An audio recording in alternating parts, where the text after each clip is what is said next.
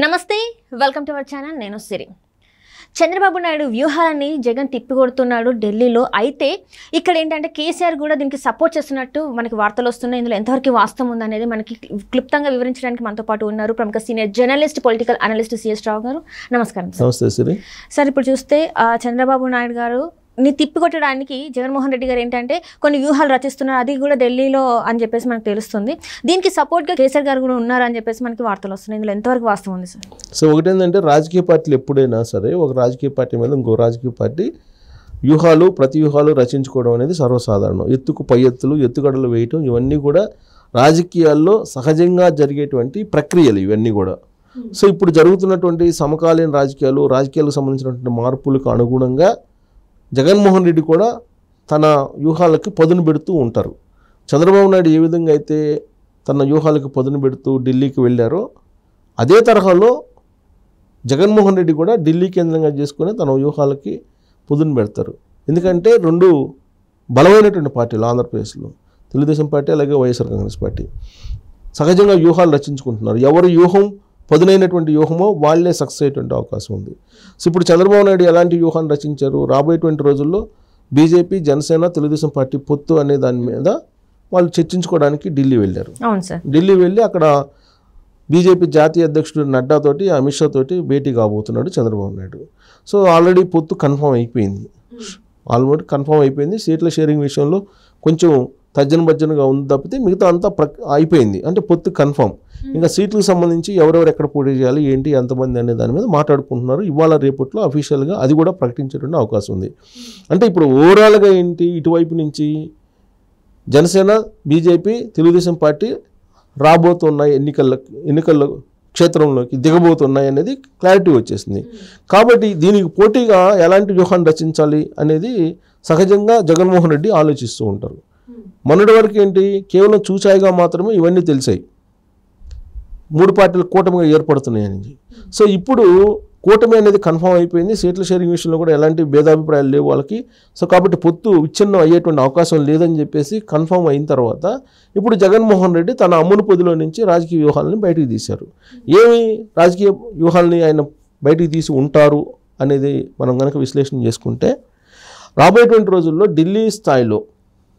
ఖచ్చితంగా ఒక కూటమి మద్దతు అయితే ఉండాలి ఏ పార్టీకైనా ప్రాంతీయ పార్టీలకు ప్రధానంగా దేశ స్థాయిలో ఢిల్లీ స్థాయిలో ఏదో ఒక కూటమి మద్దతు ఉండాలి లేదంటే మనుగడే ప్రశ్నార్థకంగా మారేటువంటి అవకాశం ఉంది ఆ విషయం ప్రాక్టికల్గా కేసీఆర్ అనుభవిస్తున్నాడు తెలంగాణలో కాబట్టి రాబోయేటువంటి రోజుల్లో వైఎస్ఆర్ కాంగ్రెస్ పార్టీ కూడా అలాంటి సమస్యని ఎదుర్కోకుండా ముందుగానే జాగ్రత్త పడుతున్నాడు జగన్మోహన్ రెడ్డి అనేది ఆ పార్టీలో వినిపిస్తున్నటువంటి మాట ఏంటి అనే దాని మీద కనుక మనం కొంచెం లోతుగా డెప్త్గా వెళ్ళి మనం విశ్లేషణ చేసుకుంటే ఎన్డీఏ కూటమిలో చేరడానికి ఇష్టపడ్డు జగన్మోహన్ రెడ్డి గతంలోనే అనేక సందర్భాల్లో ఎన్డీఏలో చేరమని చెప్పి ప్రెషర్స్ వచ్చాయి ఆయన మీద ఎన్డీఏ కూటమిలో చేరితే కేంద్ర మంత్రి పదవులు కూడా ఇస్తామని చెప్పి ఆఫర్ చేశాడు నరేంద్ర మోడీ కానీ జగన్మోహన్ రెడ్డి ఎన్డీఏలో చేరడానికి ఇష్టపడలేదు దాంతో ఎప్పటికీ ఎన్డీఏ కూటమితో కలిసి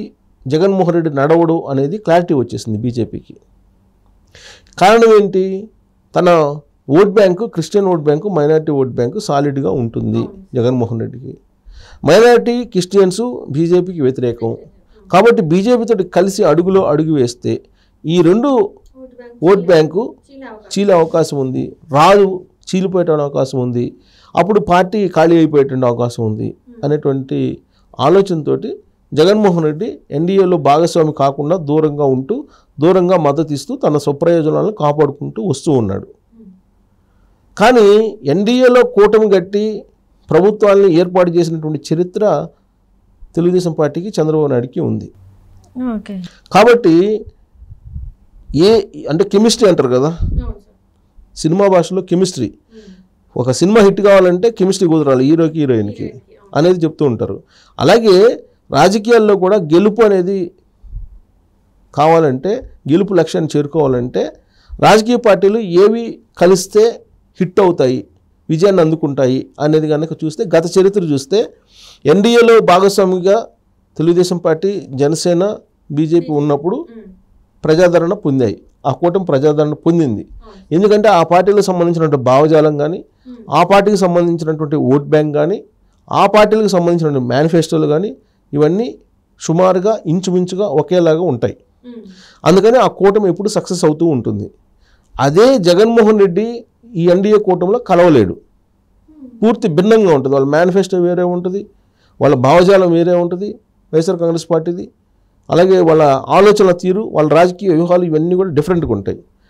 అది దేనికి సమాంతరంగా దేనికి సరిపోయేలా ఉంటాయి అని అంటే జగన్మోహన్ రెడ్డిది కాంగ్రెస్ పార్టీకి సరిపోయేలా ఉంటుంది.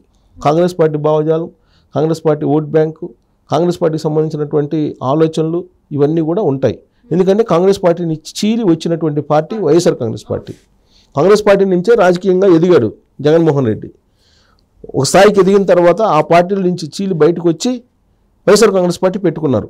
కాబట్టి కాంగ్రెస్ పార్టీకి సంబంధించినటువంటి లీడర్లు కానీ, కాంగ్రెస్ పార్టీకి సంబంధించిన సింపథైజర్స్ కానీ, కాంగ్రెస్ పార్టీకి సంబంధించినటువంటి ఓటర్స్ కానీ, కాంగ్రెస్ పార్టీకి సంబంధించిన ఆలోచనలు కానీ, కాంగ్రెస్ పార్టీకి సంబంధించిన భావజాలం కానీ వైఎస్ఆర్ కాంగ్రెస్ పార్టీలో ఉంది.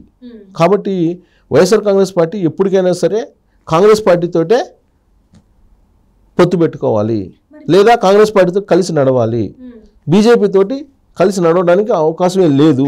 మరి షర్మిల గారి పరిస్థితి ఏమంటారు సార్? అంటే ఇప్పుడు ఇక్కడ ఆల్రెడీ ఒక నిల్చున్నారు కదా షర్మిల గారు కాంగ్రెస్ పార్టీ నుంచి, మళ్ళీ ఇలా ఎట్లా పొత్తు కుదురుతుంది సార్? మరి అక్కడ కాంగ్రెస్ పార్టీలో ఇప్పుడు ఏపీ పిసిసి అధ్యక్షురాలుగా షర్మిల ఉన్నారు.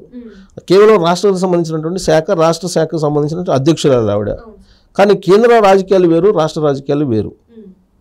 కాబట్టి కేంద్రంలో ఉండేటువంటి కూటములు వేరు, రాష్ట్రంలో ఉండేటువంటి పరిస్థితులు వేరు. సో రాష్ట్ర రాజకీయాలకి కేంద్ర రాజకీయాలకి సంబంధం లేదు. సో ఎన్డీఏ కూటమికి బలమైనటువంటి కూటమి ఏం కనిపిస్తుంది దేశ స్థాయిలో? ఇండియా కూటమి కనిపిస్తుంది. ఇండియా కూటమిలో ఏమేమి భాగస్వాములు ఉన్నాయి? ఇప్పుడు ప్రజెంట్ ఉన్నది టీఎంసీ, తృణమూల్ కాంగ్రెస్, అంటే బయట నుంచి మద్దతు ఇస్తుంది. పూర్తిగా ఇంకా భాగస్వామ్యం కాకపోయినప్పటికీ కాంగ్రెస్ పార్టీని చీలిపోయినటువంటి పార్టీ టీఎంసీ. అలాగే శరద్ పవార్ ఎన్సీపీ మహారాష్ట్రలో. సో ఇలా కాంగ్రెస్ పార్టీ నుంచి వీడి వెళ్ళినటువంటి తర్వాత ఆర్జేడీ ఇక్కడ బీహార్లో ఆర్జేడీ మద్దతు ఇస్తుంది. ఇక్కడికి వచ్చేటప్పటికి తమిళనాడు డిఎంకే మద్దతు ఇస్తుంది. ఇవన్నీ కూడా కాంగ్రెస్ భావజాలాన్ని, కాంగ్రెస్ పార్టీ ఆలోచనల్ని, కాంగ్రెస్ పార్టీ యొక్క మేనిఫెస్టోని గౌరవించేటువంటి పార్టీలుగా, లేదంటే కాంగ్రెస్ పార్టీ భావజాలం ఆలోచన ఉన్నటువంటి పార్టీలకి ఇవి సమాంతరంగా ఉంటాయి ఈ కూటమి అంతా. ఆ కూటమిలో ఇమిడేటువంటి పార్టీ వైఎస్ఆర్ కాంగ్రెస్ పార్టీ. కాబట్టి ఢిల్లీలో ఇప్పటి వరకు అనధికారికంగా, అనఫిషియల్గా, తెర వెనుక, చీకటి కోణంలో నరేంద్ర మోడీ మద్దతును పొందుతూ వచ్చినటువంటి జగన్మోహన్ రెడ్డికి ఇప్పుడు డోర్స్ క్లోజ్ అయిపోయాయి. కారణం ఏంటి? తెలుగుదేశం పార్టీ ఎన్డీఏలో భాగస్వామ్యం అయిపోయింది కాబట్టి ఆటోమేటిక్గా డోర్స్ క్లోజ్ అయిపోతాయి. ఒక డోర్ క్లోజ్ అయిపోయినప్పుడు నువ్వు బయట పడాలంటే ఇంకో డోర్ ఓపెన్ చేసుకోవాలి, అంతే కదా? సో ఇంకో డోర్ ఏముంది?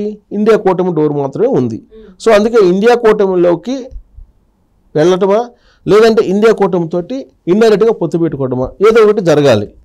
సో ఇప్పుడున్నటువంటి పరిస్థితుల్లో ఇండియా కూటమితో డైరెక్ట్గా పొత్తు పెట్టుకోవాల్సిన అవసరం ఉందా ఎలక్షన్ ముందు, లేదా ఎలక్షన్ తర్వాత చూసుకుందామా అనేటువంటి ఆలోచన ఇప్పుడు ఉంది జగన్మోహన్ రెడ్డికి.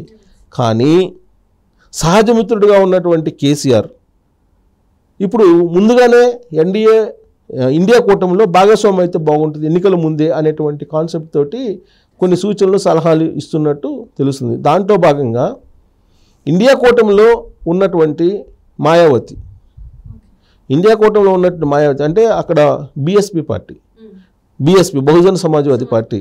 సో ఆ పార్టీతోటి జతకట్టాడు కేసీఆర్ తెలంగాణలో. అలాగే బీఎస్పీ తోటి జగన్మోహన్ రెడ్డి కూడా జతకడితే ఇండైరెక్ట్గానైనా ఇండియా కూటమిలో భాగస్వామిగా ఉంటాము, ఎలక్షన్లు అయిన తర్వాత డైరెక్ట్గా భాగస్వామి కావచ్చు అనేటువంటి కాన్సెప్ట్ తోటి జగన్మోహన్ రెడ్డిని కూడా అడుగులు వేపిస్తూ ఉన్నారు ఎవరు? కేసీఆర్. ఎందుకంటే ఓన్లీ కేసీఆర్కి అయితే ఏమాత్రం బలం ఉండదు.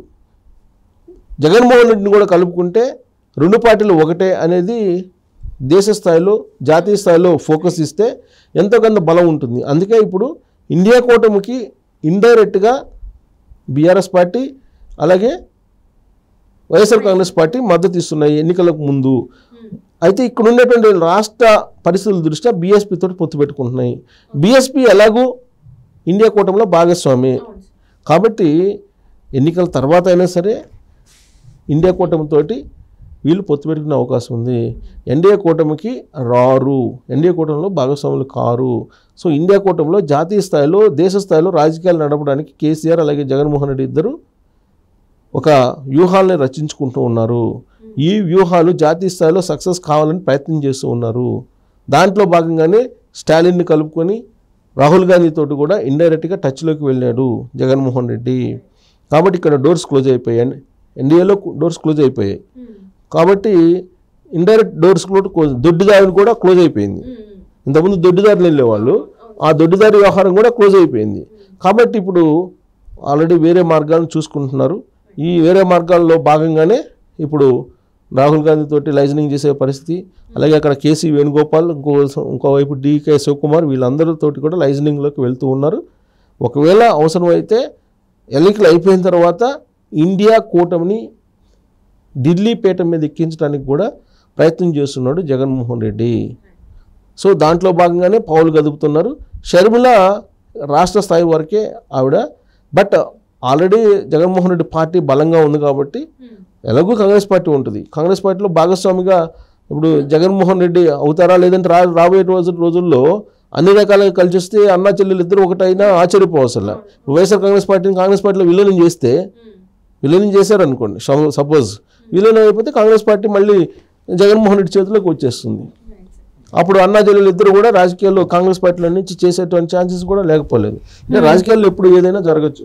అంటే వీళ్ళిద్దరు అనుకొని చేశారంటారా సార్? మరి అంటే గతంలో కొంతమంది అన్నారు వీళ్ళిద్దరు కావాలనే చేస్తున్నారు, ఎలాంటి గొడవలు లేవు, కానీ అంటే ఒక షోకి మాత్రమే వైఎస్ కాంగ్రెస్ పార్టీని కాంగ్రెస్లో జాయిన్ చేస్తారంటే విలీనం చేస్తారని చెప్పి కూడా వార్తలు వస్తున్నాయి. అంటే ఇద్దరు అనుకునే చేశారంటారా? మరి మనం దాన్ని కాదని కూడా కాదనిలేము. రాజకీయాల్లో ఏదైనా సాధ్యమే. ఇప్పుడు అసలు ఎందుకు తెలంగాణలో ఆ పార్టీ పెట్టింది, ఎందుకు విలీనం చేసింది కాంగ్రెస్ పార్టీలో, ఏ ఉద్దేశంతో? జగన్మోహన్ రెడ్డి సపోర్ట్ లేకుండా ఇక్కడ పార్టీ పెట్టారా, లేదంటే కేసీఆర్ సపోర్ట్ లేకుండా ఆమె పార్టీ పెట్టిందా? ఇప్పుడు మళ్ళీ కాంగ్రెస్లోకి విలీనం అయిపోయింది కదా. సో రేపు ఆంధ్రప్రదేశ్లో ఇప్పుడు జగన్మోహన్ రెడ్డి వైఎస్ఆర్ కాంగ్రెస్ పార్టీలో విలీనం చేయరు అని చెప్పి మనం ఎలా అనుకోవాలి? ప్రాంతీయ పార్టీలు ఏదో ఒక సందర్భంలో బలహీనపడతాయి. ఇప్పుడు బీఆర్ఎస్ పార్టీ పరిస్థితి తెలంగాణలో. సో అప్పుడు విలీనం అనేది వచ్చినా రావచ్చు, చెప్పలేము దానికి. అంటే రాజకీయాలు ఎప్పటికప్పుడు మారిపోతుంటాయి, అనూహ్యమైనటువంటి పరిణామాలు కూడా చోటు చేసుకునేటువంటి అవకాశం ఉంది. ఇప్పుడు తెలంగాణలో తెలుగుదేశం పార్టీ చాలా బలంగా ఉండేది ఒకప్పుడు, అసలు పోటీల్లో కూడా లేకుండా మొన్న తప్పుకుంది కదా. తప్పుకుందంటే అసలు లేనట్టే కదా ఆ పార్టీ. అంటే ఇలాంటి పరిణామాలు వస్తాయి. ఇప్పుడు గతంలో ప్రజారాజ్యం పార్టీ ఉంది, ప్రజారాజ్యం పార్టీ విలీనం అయింది కదా కాంగ్రెస్ పార్టీలో. సో కాబట్టి ప్రాంతీయ పార్టీలు మనుగడ అనేది అధికారంలో ఉన్నంత వరకు, అధికారం పోయిన తర్వాత నిలబడటం చాలా టఫ్. అలాగే జగన్మోహన్ రెడ్డి అనేక కేసులు ఉన్నాయి కాబట్టి రేపు ఇండియా కూటమి కనుక అధికారంలోకి వస్తే ఒకవేళ అప్పుడు ఈ కేసుల వ్యవహారం ఇవన్నీ బయటికి తీస్తారు. వాళ్ళు బయటకు తీసినప్పుడు స్వప్రయోజనాల కోసం, సేఫ్ గార్డ్ కోసం విలీనం అనేటువంటి దాన్ని వాడుకున్న ఆశ్చర్యపోవసలు. రాజకీయాల్లో ఏదైనా సాధ్యమే, మనం ఇది సాధ్యం కాదని చెప్పడానికి లేదు. అలా అని చెప్పి ఇది విలీనం అవుతుందని కూడా చెప్పలేము, బట్ రాజకీయాల్లో ఏదైనా సాధ్యమే. Right thank you so much sir. Thank you.